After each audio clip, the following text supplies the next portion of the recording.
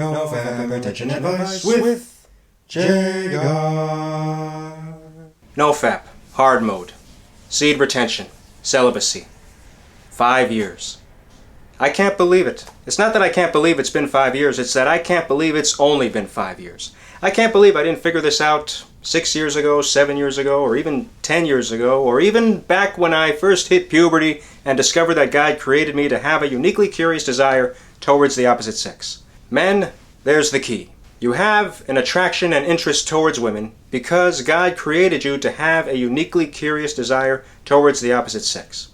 God created sex, and God created us human beings, male and female, to have sexual desires. Why did God place those sexual desires in us? For the purpose of reproduction, to produce newborn human lives. Of course, sex isn't only for reproduction. God wants married couples, and only married couples, to use sex for commitment, closeness, trust, protection, and joy. Sex also doesn't just include sexual intercourse. Sexual activity and intimacy can also include intense kissing, caressing, role-playing, and other acts of intimacy that I won't go into today. I don't share this as often as I should. Here's a Bible verse. Proverbs chapter 5, verses 18 through 20. Let your wife be a fountain of blessing for you. Rejoice in the wife of your youth. She is a loving deer, a graceful doe. Let her breasts satisfy you always. May you always be captivated by her love. Why be captivated, my son, by an immoral woman, or fondle the breasts of a promiscuous woman? Here's verse 20 again in the NIV. Why, my son, be intoxicated with another man's wife? Why embrace the bosom of a wayward woman? Key words: your wife, her breasts, always. That means no other woman. Married men, you only desire for your wife's breasts to arouse you. Not married? Then you don't desire to be satisfied by any woman's breasts. You have a girlfriend? You're not married to her yet, so you don't desire to be satisfied by her breasts until you are married to her, if that's who you plan to marry.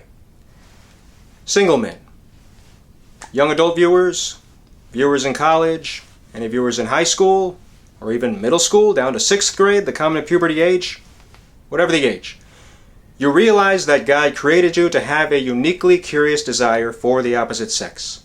Now that you know that, how are you using that desire? You're not going to look at ladies on your computer or your TV. You're not going to imagine sexual fantasies in your mind, because God reads that, and what makes God angry makes you angry. You are not going to public places to check out ladies everywhere you go. Viewers in school, you're not going to interact with or sit next to a girl or girls to look at boobies and booties. If you catch yourself doing that, ask yourself, what are you gaining? What's in it for you? Then ask a more important question. What is she gaining? What's in it for her? Are you providing anything towards her when you check out her? She doesn't like being stared at. Some women simply get used to being stared at, hating every second of it.